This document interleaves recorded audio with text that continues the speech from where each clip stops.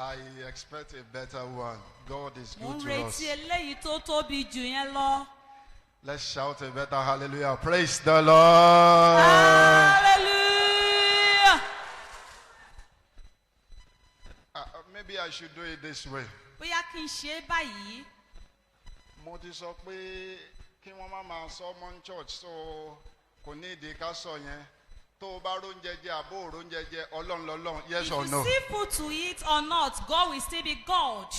Àìtí ìlóye ni pé ẹja dúpẹ́ lọ́wọ́ Ọlọ́run Olúwa ó ṣe torí pa róúnjẹ jẹ, àwọn kan wà tí wọn róúnjẹ jẹ, bó o róúnjẹ jẹ o. If you can see Bó food òróúnjẹ to eat jẹ o. or not, Kí lorúkọ ẹ̀? what is his name? Ẹ dá mi lóhùn, kí lorúkọ ẹ̀? Now, we have grown to the level by which we understand that God remains God whatever situation we are passing A through. ti dàgbà dé ibi wípé ohunkóhun tó wùwù ká máa là kọjá, Ọlọ́run ni So Ọlọ́run. if you are going to shout hallelujah, A máa kí hallelujah. shout it as if whatever make you to stand now is God. Ẹ ké bí wípé ohun tó mú yín dúró níbi tí ẹ wà yẹn ni Ọlọ́run. Where you are coming from is God. Ibi tí ẹ ti ń bọ̀, Ọlọ́run ni. Where you are going to is God. Ibi tí à ń lọ, Ọlọ́run sì What ni. you are eating today is Ohun God. tí à ń jẹ lẹ́nìí, Ọlọ́run Shout ni. a better hallelujah. Praise the Lord. Hallelujah. Amen. Amen. Father, we stand before you today to confess that you are God. Yes, Lord. We give glory to your name. We give honor and adoration to your name. Thank you for your grace and mercy upon our lives. And so, Lord, we say your name be highly exalted in the name of Jesus. Amen. Before we leave here today, you are the lifter of our head. Your lifting hand will touch our lives in the name of Jesus. Amen. Everyone shouting amen. You will see God in a new dimension before you leave in the name of Jesus. Amen.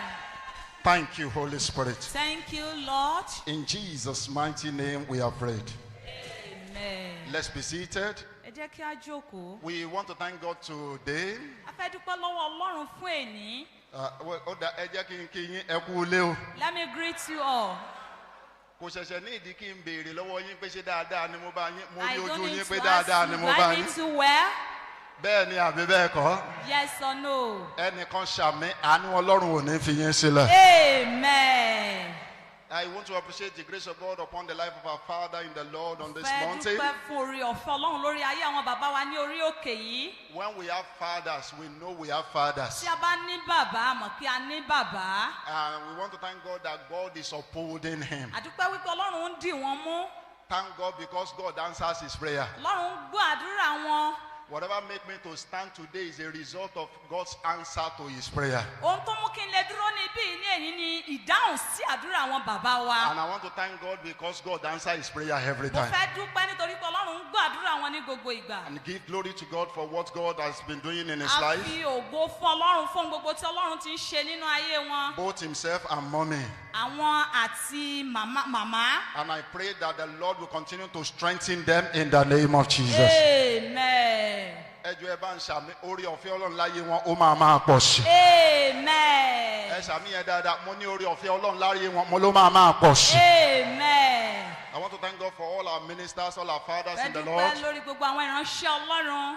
The likes of our father, Pastor Ariyo, Bàbá wa Àríyọ̀. and all the ministers of God, Àti àwọn ìránṣẹ́ Ọlọ́run tó kù. all the elders, all the deaconesses, Gbogbo alàgbà àti díákónì obìnrin. all the choir and every The other person around choristers. today. Gbogbo ènìyàn tí wọ́n wà níbí ilé ní. I want to wish us happy celebration, Amen. and I pray the Lord will continue to increase in our lives in the name of Jesus. Amen. Because of the time limit, Nítorí àkókò wa, I will be going straight to what God has for us today. mo ń lọ sínú ohun tí Ọlọ́run ní fún wa ní èní. But before we continue, Ṣùgbọ́n kí a tó tẹ̀síwájú, I have this leading to speak to somebody. mo ní ìlera láti sọ fún yín wípé If your faith agrees with mine, tí ìgbàgbọ́ yín bá rọ̀ mọ́ ti tèmi, let your amen show it. ẹ jẹ́ kí àmì yín kó fi hàn. From today, Láti èní lọ. whoever stand on your way will give way for you. Amen. The theme we are considering today is the lifter of my head. Àkòrí tí à ń sọ̀rọ̀ rẹ̀ lẹ́ni náà ni wípé olùgbé orí mi sókè. And we have seen that in the book of Psalm chapter 3. A lè rí ìyẹn nínú ìwé orin Dáfídì orí ìkẹta. Please, if you are here, bring out your Bible. Tí a bá wà níbí ẹ jẹ́ kí a gbé Bíbélì wa síta. Bring out your Bible. So we are going to read Psalm 3 verse 3 together. A máa ka ìwé orin Dáfídì orí ìkẹta ẹsẹ̀ kẹta yẹn lápapọ̀. Psalm 3. We are going to read that verse 3 together. A máa ka ẹsẹ̀ kẹta yẹn lákàpọ̀. Please open your own. Ẹ ṣí tiyín. Ìgbà tí wọ́n ka lesson lẹ́ẹ̀kan, ẹlòmíì ò tí gbé Bible jáde nínú bag. When they were reading Bible the other time, some are here to bring out their Bible. So gbé jáde báyìí. Please bring it out now. And let's read it together. Ẹ jẹ́ kí a kà á pọ̀. If you are there, say amen. Tí a bá wà níbẹ̀ jẹ́ a sọ pé àmín. Shall we please read together? I want to go. But thou, O Lord, art a shield for me, my glory, and lifter up of my head. Now the thing we are considering is the lifter of my head. A máa sọ̀rọ̀ lórí ọ̀rọ̀ tó sọ wípé olùgbé orí mi sókè. Our God is an active God. Ọlọ́run wa jẹ́ Ọlọ́run olùṣe. Very active that no man can stop him. Èyí tó jẹ́ pé ó ń ṣe ohun gbogbo tí ẹnikẹ́ni ò sì lè dá dúró. Ẹ jẹ́ kí ọba. Let me say it like this. Èmi ò sọ pé kò ṣoṣo o. I didn't say there is no witches. Mi ò sọ pé kò sájẹ́ I o. did not say there is no wizard. But wọn ò lágbára láti dá Ọlọ́run dúró. But they don't have power to stop God. God is greater than every human imagination. Ọlọ́run tóbi gbogbo ju gbogbo èrò wa lọ. No power can stop the move of God. Kò sí agbára tó lè dá ìṣe Ọlọ́run dúró. When he decides to do something, Nígbà tó bá ṣetán láti ṣe ohunkóhun, nobody can stop him. kò sí ẹnikẹ́ni tó lè dá dúró. Man may change, Àwọn ènìyàn lè yípo but the padà. plan of God does not change. Ṣùgbọ́n ìpinnu Ọlọ́run kò yí I padà. speak as an oracle of God this Mo morning. sọ gẹ́gẹ́ bí ènìyàn Every Ọlọ́run. plan and promises of God for your life will come to pass in the name of Jesus. Amen. He is in the business of lifting people. Ó wà nínú iṣẹ́ láti máa gbé àwọn ènìyàn sókè. Now, you can't explain Christianity without talking about the supernatural. A ò lè sọ̀rọ̀ nípa Kìrìsìtẹ́nì láì sọ nípa agbára gíga rẹ̀. Even among theologians, Nínú àwọn onímọ̀ ìjìnlẹ̀ Bíbélì, they believe that Christian faith cannot be logically proved. wípé a ò lè sọ nípa ti Bíbélì nípa ìmọ̀ wọn. One of the errors that many of them are committed into Àwọn ohun tó jẹ́ pé wọ́n ń ṣe àṣìtúmọ̀ rẹ̀. is for them to try to explain the Trinity. Ó ní fún wọn láti máa sọ̀rọ̀ nípa mẹ́ta lọ́kan. The more they are trying to explain it, Nígbà tí wọ́n bá ń gbìyànjú láti ṣe ìtumọ̀ the mẹ́ta more they lọ́kan, see the error in it. bó ṣe máa rí ìkùnà That is níbi why ẹ̀yẹn. Yoruba call him Awamaridi. That is why they call him the one that you can't shout, unfathomable God. I read the story of a day. Mo ka nípa ọjọ́ kan. There was an argument between the theologians on how to explain the Trinity. Wọ́n fẹ́ ṣàlàyé gẹ́gẹ́ bí ohun tí à ń pè ní mẹ́ta lọ́kan. And they were trying to explain it. Wọ́n wá ń gbìyànjú láti ṣàlàyé. Nobody is able to explain it without people seeing an error. Kò sí ẹni tó lè ṣe àlàyé rẹ̀ láì ní ohun tó jẹ́ pé ó jẹ́ ìkùnà. So one day, Ní ọjọ́ kan, St. Augustine told them he will be coming to do the explanation.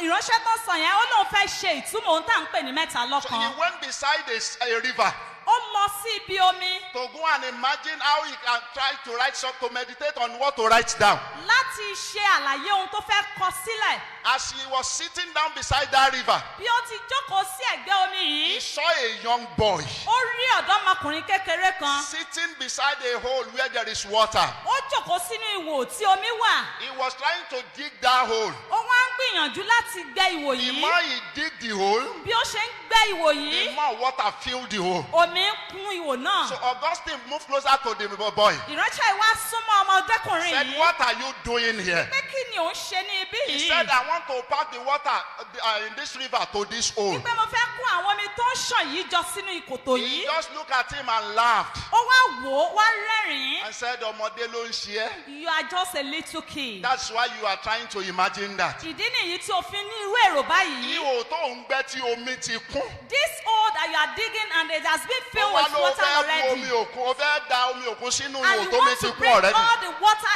inside that hole. Pé can you imagine that is impossible? Ǹjẹ́ o tiẹ̀ lè lóye wípé kò ṣeé ṣe? The boy looked at Augustine àní arákùnrin yẹn wá wo arákùnrin And he Augustine said, if you see this as impossible, wípé tí o bá rí eléyìí wípé kò ṣeé ṣe. then you have to understand that your brain is too small to imagine what God can do.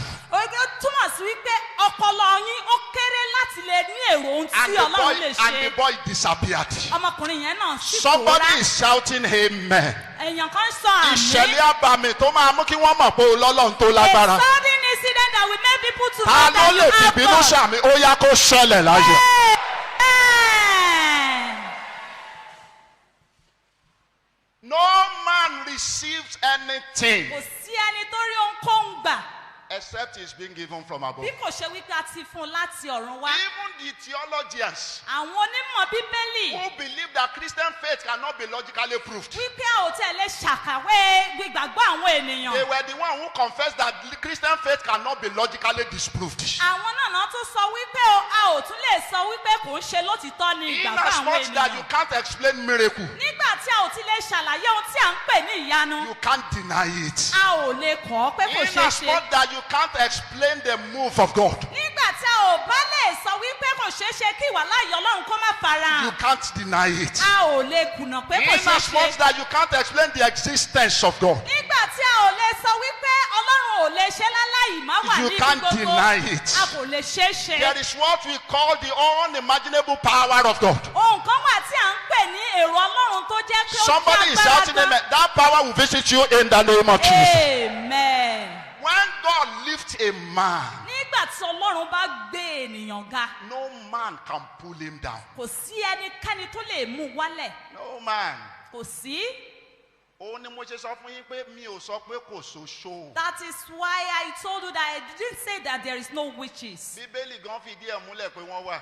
And the Bible even established it that they exist. But wọn ò lágbára tó tọ́lọ̀. But they have no power more than God. Where we miss it is when we have some preachers who exalt the devil more than what God can do. Ibi tí a ti kùnà ni wípé tí a bá rí àwọn oníwàásù mìíràn tó ń gbé èṣù ga ohun tí èṣù lè ṣe ju Ọlọ́run lọ. Ìgbà tí èṣù gba agbára lọ́wọ́ wa ní ìgbà tó gba mẹ́sẹ̀gì agbára Ọlọ́run lọ́wọ́ wa tó fún wa ní mẹ́sẹ̀gì ayé le nínú church. When the devil has snatched away the power from us, that is when we can magnify what the devil can do in the church. Àwọn èèyàn máa wá sí church ìgbà tí wọ́n máa padà sílé ẹ̀rù tó máa wà lára wọn ó máa ju ohun tí wọ́n gbé wá lọ.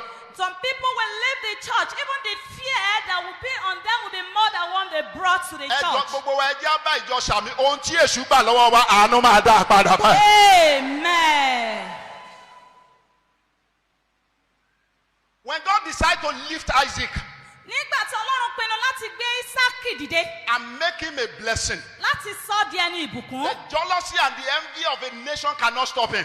àwọn ohun èrò tó jẹ́ pé àwọn ènìyàn ń rò àti láti máa ṣe àpèjúwe ohun tí wọ́n rí kò lè dá dúró. In Genesis chapter 26 verse 13, Nínú ìwé Genesis orí ìkẹrìndínlọ́gbọ̀n The Bible- ẹsẹ̀ ìkẹtàlá the Bible says, and the man waxed strong.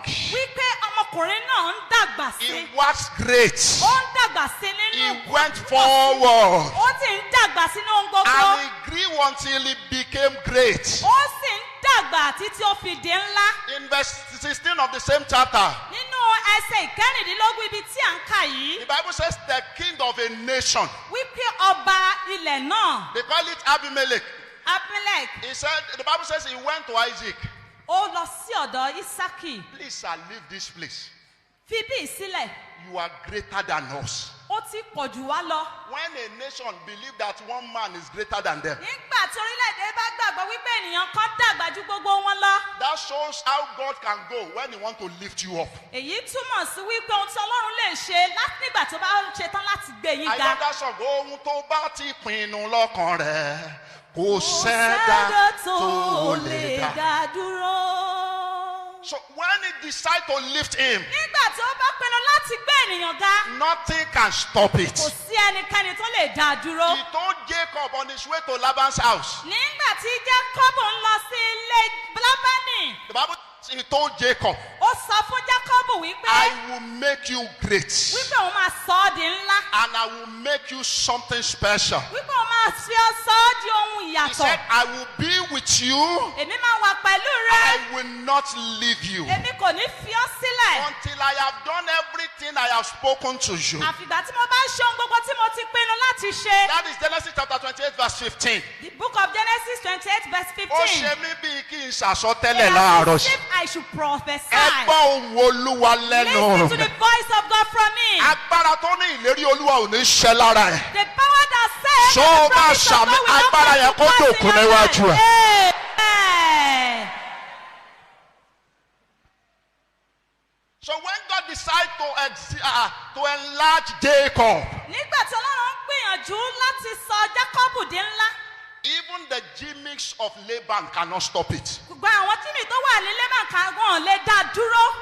In Genesis 31:41, Nínú ìwé Genesis orí 30 the Bible says, and Jacob told Laban, Jákọ́bù sọ fún Lábánì 10 times you change my wages. wípé ní ọgbọ̀n iye ìlọ́po 10 ni ó ti yí ohun tó yẹ kí n máa gbà padà. But God, that does not stop what God wants to do in my Ṣùgbọ́n life. eléyìí ò dá ohun tó yẹ kí Ọlọ́run ṣe nínú ayé mi Laban dúró. told Jacob, when Jacob wanted to leave, Nígbà tí Jákọ́bù fẹ́ kúrò lọ́dọ̀ Lábánì, Laban told him, Laban told him that ó sọ fún wípé I have learned by divination. mo ti kà á, mo ti kọ́ ọ láti ìgbà àwọn tí wọ́n wo Mọ̀ nǹkan. nípa àfọ̀ṣẹ. Mo mọ̀ nípa àfọ̀ṣẹ́ That God is blessing me because of you. wípé Ọlọ́run ń bùkún mi nípasẹ̀ rẹ. Ẹ wo mi, ó máa ń gbomijé lójú mi. It brings tear from my face. Ọmọ Ọlọ́run ò ń ṣiṣẹ́ ń bì kan. A child of God, you are working in a place. Company kan wá sọ pé ìwọ làwọn fẹ́ yọ kúrò ńbẹ̀. And a company said they want to withdraw you out of Tí the wọ́n bá place. yọ ẹ́, ó yẹ kí company yẹn If close they down. should sack you, the company should have gone down. Because you are carrying a special grace. Nítorí a gbé orí ọ̀fẹ́ kan tó lágbára jùlọ. The hand of the Lord must be working with you everywhere. Lórí ọ̀fẹ́ Ọlọ́run ó ń bá wa rìn ní gbogbo ibi ni. Àṣẹ kan wà tó ń sọ̀yàn di kò ṣeé má There ní is an láwùjọ. authority that turn you to Ẹnìkan impossibility. ṣàmì ó yá gba àṣẹ yẹn láàárọ̀. Amen.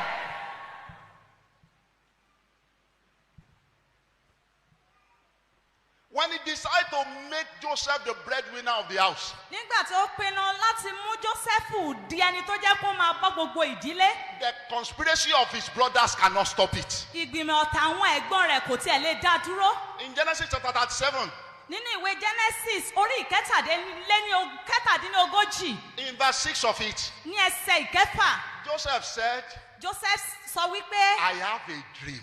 mo lá àlá, All of you will bow down for me. gbogbo yín ló máa tẹríba fún mi. They hated him, he don't mind. Wọ́n tún bínú sí i. I have a dream. Mo ní àlá kan. Ẹni mélòó ni àrá wà nínú yín? How many of you have been with what? Ṣé àrá wà nínú ẹ̀ sá? You have been embedded with Àṣẹ one tó woman máa or bí the àrá other. yẹn jáde. Ọwọ́ Olúwa tá a gbára inú ẹ̀ jáde lórúkọ Jésù, ọwọ́ yẹn kó la ayé ẹ̀ padà. Amen. In verse 19 and 20, Nínú ẹsẹ̀ ìkọkàndínlógún àti ogún, the Bible says when they saw him, nígbà tí wọ́n rí i, this is the dreamer. alálàá náà nìyẹn. Ẹ wá ẹjẹ́ apá Let us kill him ká wo bí àlá ẹ̀ ṣe máa and ṣe. see how the dream will come to pass. Wọ́n gbèrò yẹn lóòótọ́ Ọlọ́run ò gbà They fún wọn. plan the coup, but God doesn't allow it to come to pass. In Genesis chapter 50 verse 40, The book of Genesis chapter 50 verse 40, Bíbélì sọ pé the Bible says, Ṣẹ́fù wojú wọn. and Joseph was looking at Ó them, ní ibi ni ẹ̀yin rò two sí. sort of people against me. Ṣùgbọ́n Olúwa mọ̀ ọ́ But sí God rẹ̀. know it to be good. Ṣé mo rẹ́ni tó lè fìbínú ṣàmì? And I see someone that can say, man, Ọwọ́ kan angrily. wà tó ń sọ ibi di rere. There is one hand that turn evil to good. Ẹnìkan ṣàmì lórúkọ Jésù kó la ayé ẹ̀ kọjá. Amen. Sit down. Let's have a seat. When he decided to lift David Nígbà tí ó pinnu láti gbé Dáfídì ga to be the king, láti jẹ ọba, every effort of Saul gbogbo ìlépa Sọ́ọ̀lù to stop him láti dá a dúró proved abortive. kò ṣeé ṣe. God is still in the business of lifting people up. Ọlọ́run ṣì wà nínú ìṣe láti máa gbé àwọn ènìyàn sókè. In 1 Samuel chapter 2 verse 8, Nínú ìwé Sámúẹ́lì kìíní orí ìkejì ẹsẹ̀ ìkẹjọ, the Bible says he raised the poor ó máa ń gbé àwọn tálákà out sókè of the dust láti ibi pẹ̀pẹ̀. and lift up the beggar Ó sì ń gbé àwọn tí wọ́n ń from tọrọ the dunghill láti ipò tó ti to jìn, set them among the princes, láti gbé wọn pẹ̀lú àwọn ọmọ that aládé, they may inherit the glory. láti lè jọba ògo. In Hebrews chapter 1 verse 9. In Hebrews chapter 1 verse 9. Nínú ìwé Ébírì orí ìkíní ẹsẹ̀ The ìkẹsàn-án, Bible says, it said, because you love righteousness nítorí pé ẹ fẹ́ràn òdodo, and hated iniquity, nítorí ẹ kórìíra the ẹ̀ṣẹ̀. Lord thy God has anointed you with oil of joy, Ọlọ́run ti fi àmì òróró ayọ̀ yàn yín, far above your contemporaries. bíbò ju àwọn akẹgbẹ́ yín lọ. Ọlọ́run ní gbórí ìyàn It sókè. is God that lifts our people. Agbára èèyàn ò ká. Your power cannot do it. Bó o lọ́bì fún tọ́lọ́run ò bá ti gbà kò ní ṣeé ṣe. If you lobby for it, if God doesn't support you, it won't be possible. Bẹ́ẹ̀ tí ẹlẹ́ẹ̀rántí kankan mọ́ ẹ ṣáà rántí 1993. If you don't remember any, you remember 19. Nigeria on the march again. Looking for Mr. President. MKO. It's our God. Èèyàn fẹ́ ṣùgbọ́n Ọlọ́run ò People fọwọ́ sí. love him, but God doesn't want him there. Ẹni tọ́lọ́run bá gbé ló nìde o. It is only those that God lifts up that be lifted up. God is still in the business of raising people. Ọlọ́run ṣì wà nínú ipò láti máa gbé àwọn ènìyàn ga, Quickly before we pray. láti ká tó gbàdúrà.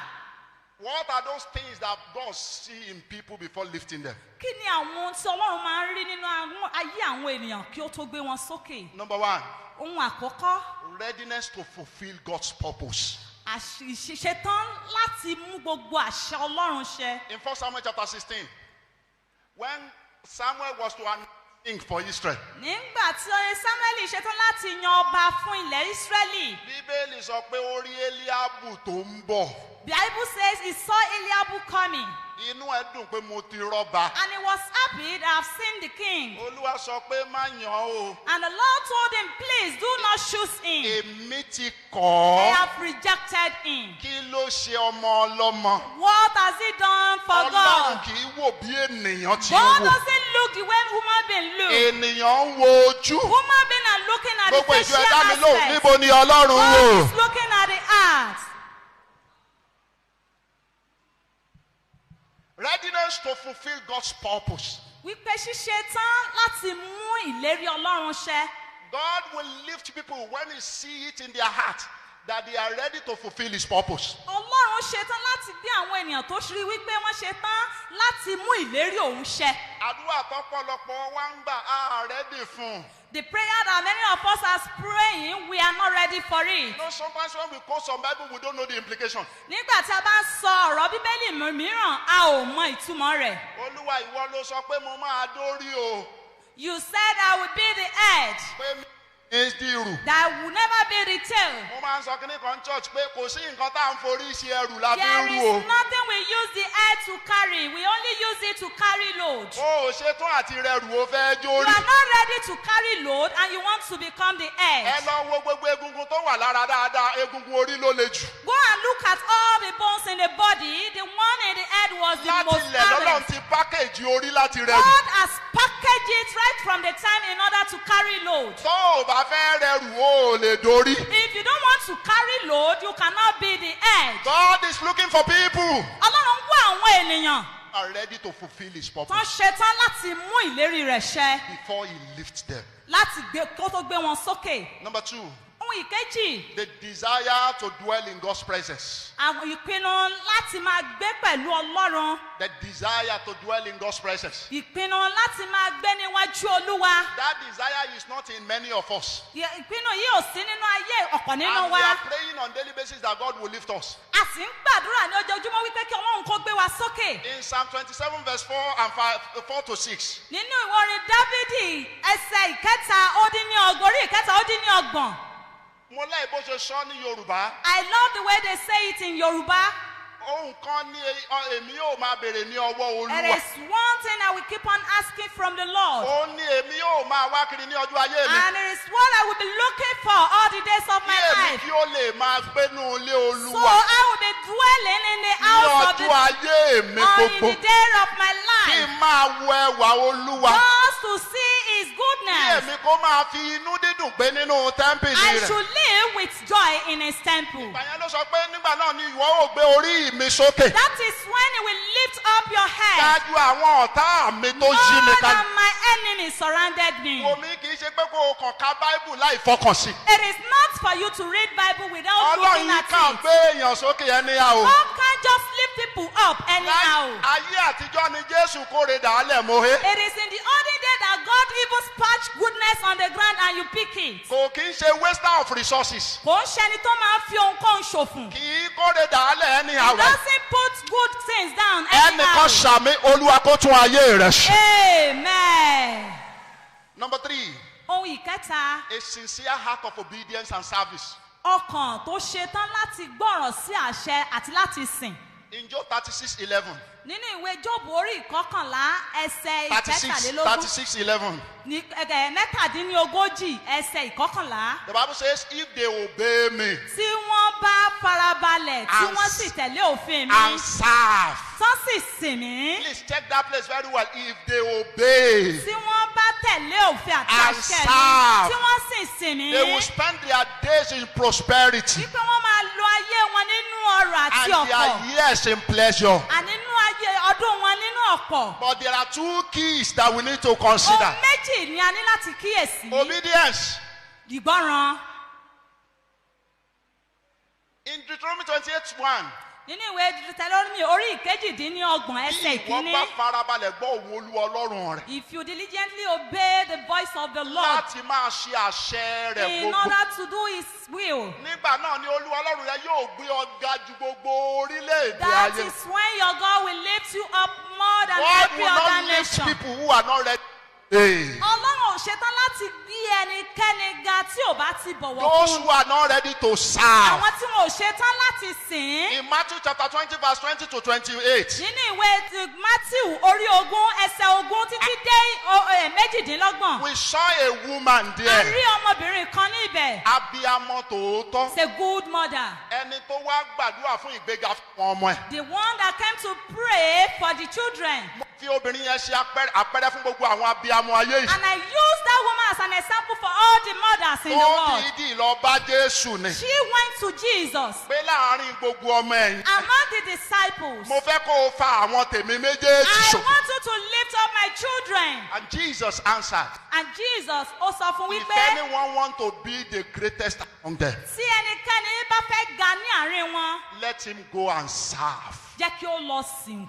A níbi tá a ti ní problem ni àwọn pastors wa.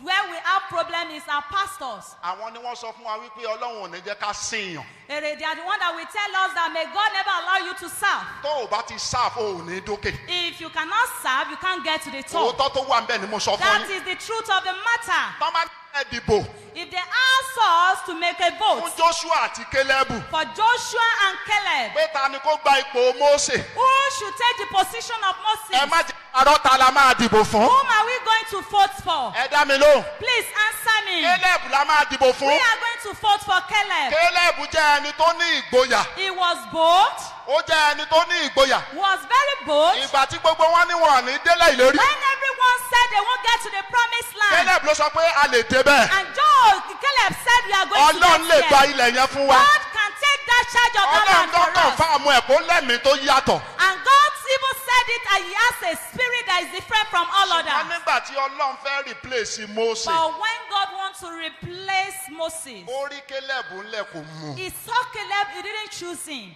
And book of Joshua chapter 1, you will see the reason God chose Joshua. A máa rí ohun tí Ọlọ́run fi yan Jacob, Joshua. And God said to Joshua, the servants Ọlọ́run sọ fún Joshua wípé of Moses. ìránṣẹ́ Mósè. It was Joshua who served Moses. Àwọn tí wọ́n bá sìn ni wọ́n máa ń ga. Àwọn wo ló sọ fún ẹ pé o máa dókè láì ṣeṣẹ́ ìsìn? Who are those people telling you are going to get to the top without being serving? Wo mi má jẹ́ kí wọ́n pòkọ́ ọ̀bànújẹ́ fún ẹ. Please don't let us give you a bad thing to eat. Kò sí shortcut lọ́rùn ọ̀pẹ. There is no shortcut on a tree Jésù there. fúnra ẹ sọ pé Even Jesus said, ẹni tó bá máa ga, whosoever wants to be ó great gbúdọ̀ ṣe ìránṣẹ́. must become a slave. Am I speaking to somebody? Ṣé mò ń bá èèyàn kan sọ̀rọ̀?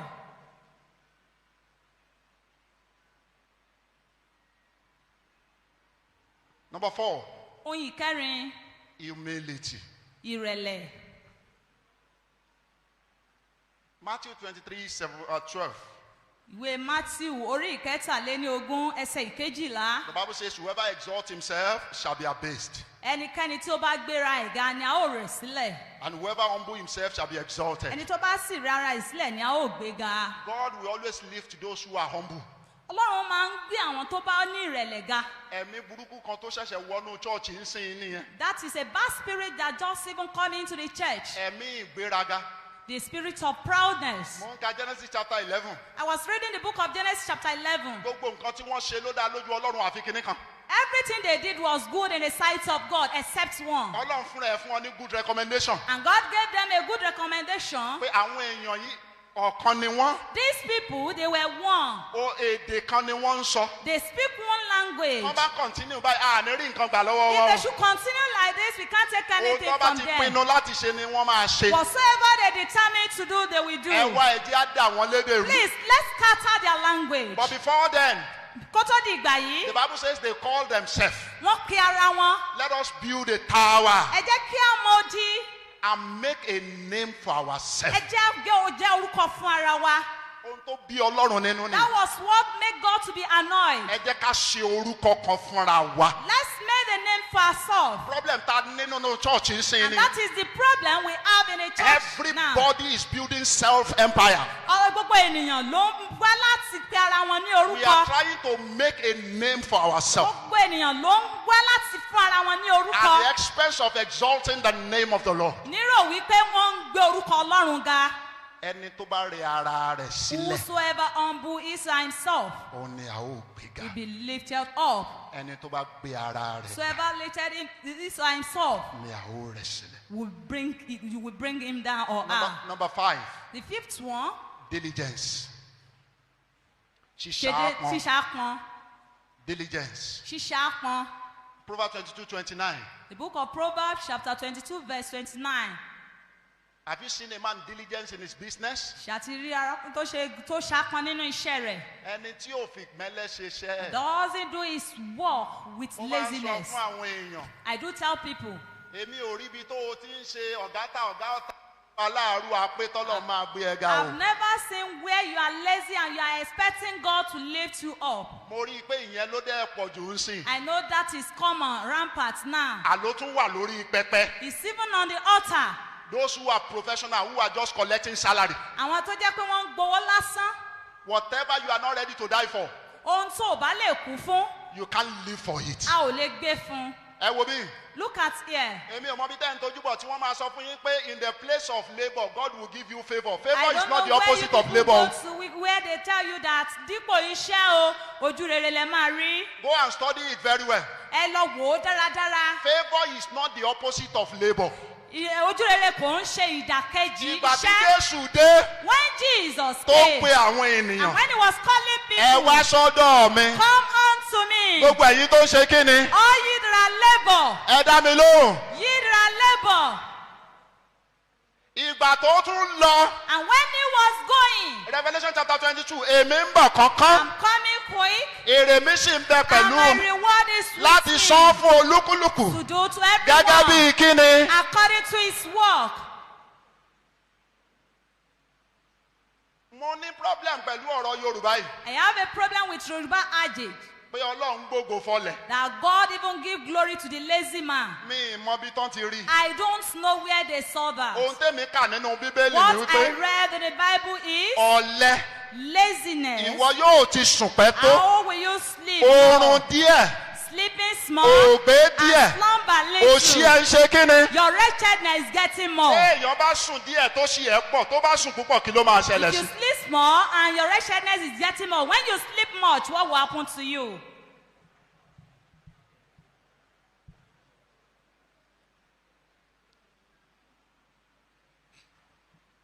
Diligence. Ṣàpọn. Torí missioner ò sí wà lẹ́gbẹ̀ẹ́ church, pastor yìí ń sùn ní after 11. Because there is a mission house in a church, the pastor will still be sleeping by 11 a.m. Ó dẹ̀ ní àwọn ọmọ jẹ́rí problem mo ní ni ẹ̀yin tí ẹ̀ ń dá ṣiṣẹ́ ara yín Those that you walk ṣe bẹ́ẹ̀ mi alone. lọ̀gá ara mi. You are self-employed. You tell yourself that I'm the master of myself. A ti ṣọ́ọ̀bù yẹn di after 1. You will close the shop till after 1. Tó bá di tòtú Ọlọ́run bàbá lọ ọlá o lè When gbógun it is ayé to two, you'll mi be ni. calling Ọlọ́run Babalola that you can swallow my problem.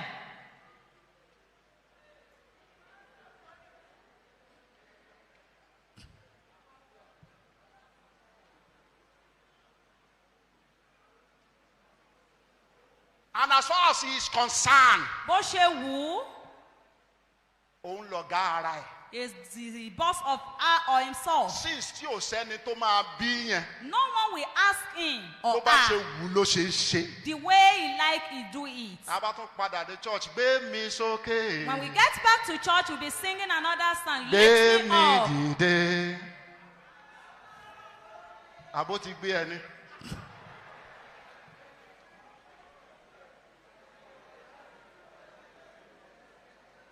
Yorùbá gan sọ pé ọmọ tó bá ṣí bí àníyá ẹ̀ ṣe kíni. There is a child that lifts up his hand that the mother will carry. The last one, faithfulness. Òdodo. Bí òtítọ́. Matthew 25:14 to 30. In Matthew chapter 24 verse 25. 25. 25 verse 4 to 30. 14. 14 to 30. The Bible tells us the parable of 10 talents. Ó sọ fún wa nípa ẹ̀bùn mẹ́wàá. And the Bible says he gave some 5, he gave some Ó 2, fún he gave some èèyàn kan 1, ní and so mẹ́ta, and so ó forth. fún èèyàn kan ní márùn-ún. But one of the statements that attracts me is that because you are faithful in little, Nítorí pé o jẹ́ olótìtọ́ sí ohun kékeré, he will make you master of what is much. a máa fi ọ́ ṣe olórí ohun tó pọ̀. Ó ń gba 20,000, ó lè san 2,000 ní tithe. You are collecting 20,000 as your salary and you can't pay 2,000 for your tithe. Ìwọ yẹn ló ní kọ́lọ́run fún ẹ ní 20 million. And you are asking God to give you 20 million. Ṣé ìwọ tó ò lè san tó ò lè yọ 2,000 tithe? You that can't even take away 2,000 as your tithe. Ìwọ yẹn ló máa yọ 2 million. Will you remove 2 million naira as your tithe? Faithfulness. Òtítọ́. Every time we have an encounter with God, it is a test. Gbogbo ìgbàkígbà tí a bá ní ìdojúkọ pẹ̀lú Ọlọ́run, ó jẹ́ ìdẹ́wò. God told Abraham, Ọlọ́run sọ fún Abraham wípé you love that your son Isaac. o fún mi ní ọmọ rẹ Ísákì. You love that your son O Isaac. fẹ́ràn ọmọ rẹ Ísákì. Give him to me. Fún mi. And because he was faithful to God, Nítorí pé ó jẹ́ olótìítọ́ sí Ọlọ́run. God said, I will make a covenant with you today. Wípé màá bá ọ dá májẹ̀mú ní èní. If they want to define blessing, it will be you. Tán bá fẹ́ ṣe àpèjúwe ohun tí à ń pè ní ìbùkún, ìwọ ni. Many of us are not faithful where God places us. Ọ̀pọ̀ nínú wa ni ò tiẹ̀ jẹ́ olótìítọ́ níbi tí Ọlọ́run fi wá sí. And you are crying that God will lift you. A sì ń gbàdúrà wípé kí Ọlọ́run kó gbé wa sókè. It is impossible. Kò ṣeé ṣe. One of the things that God saw in people before he lifted them Ohun kan tọ́lọ́run máa ń wò nínú ayé ènìyàn kó tó gbé ènìyàn sókè. is their faithfulness in every little thing. Òtítọ́ wọn nínú ohun kíkíní tó ti fún wọn. I want to challenge everybody Mo today. fẹ́ ru gbogbo wa sókè ní èní. God is still lifting people Ọlọ́run sì ń gbé àwọn ènìyàn ga. and is interested in lifting you too. Ó sì ní ìmọ̀lára láti gbé àwa náà ga. All you just need to do is to submit to his principles. Ohun tá a nílò láti ṣe ni wípé kí a tẹ̀lé òfin Shall we rẹ̀. rise to pray? Ẹ jẹ́ kí a dìde kí a gbàdúrà.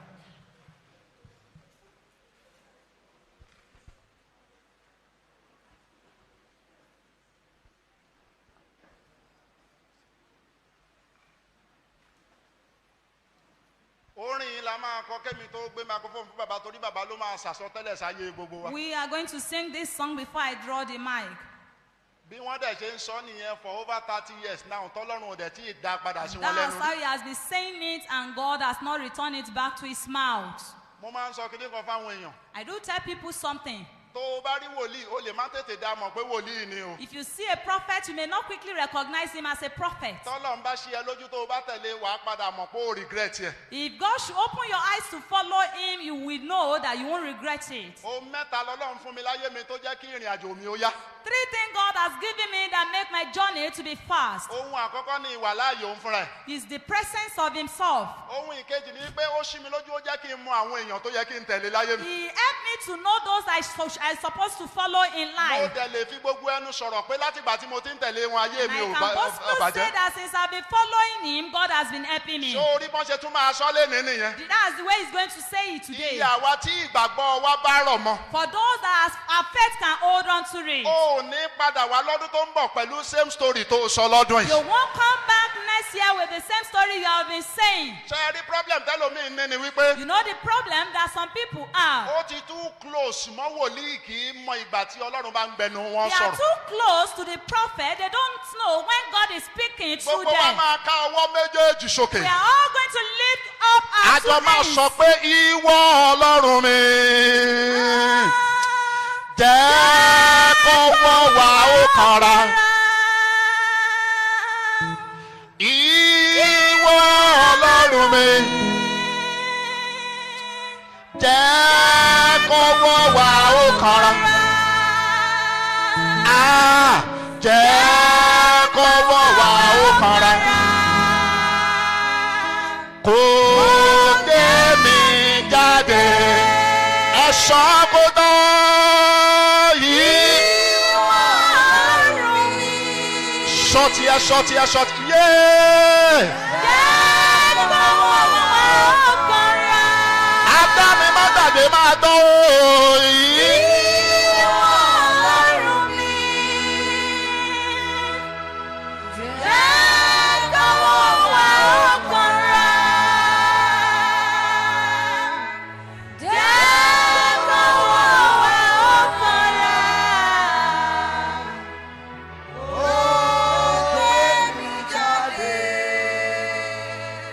Let's thank God for the grace of this message.